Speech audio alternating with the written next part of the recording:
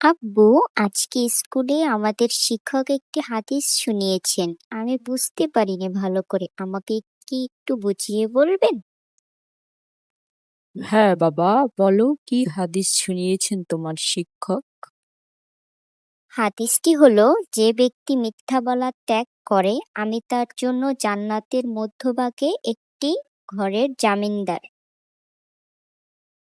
মাশাআল্লাহ, সুন্দর একটি হাদিস। আমাদের নবী সাল্লাল্লাহু আলাইহি সাল্লাম বলেছেন, যে শুধু মিথ্যা ত্যাগ করে তার জন্য জান্নাতে একটি ঘরের ব্যবস্থা করা হবে।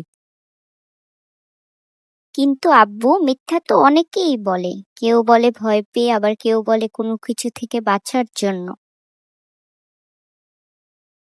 হ্যাঁ বাবা, মিথ্যা তো অনেকেই বলে, কিন্তু প্রকৃত মুমিন তো সেই যে মিথ্যা বলে না, এবং যে মিথ্যা বলে না আল্লাহ তাকেও ভালোবাসেন। আব্বু, আমিও একদিন তোমাকে না বলে চকলেট খেয়েছিলাম, সেটাও তো আমি মিথ্যা বলেছি। তুমি যে স্বীকার করেছো বাবা, এটাই অনেক। আর চেষ্টা করবে ভবিষ্যতে কখনো মিথ্যা না বলার। আমি প্রমিস করছি আব্বু, আমি আর কখনো মিথ্যা বলবো না, কারণ আমার জান্নাতের সেই ঘরটা যে চাই। মাশাআল্লাহ, যদি সব সন্তান এমন হয় তাহলে সমাজে সত্যের আলো ছড়িয়ে পড়বে।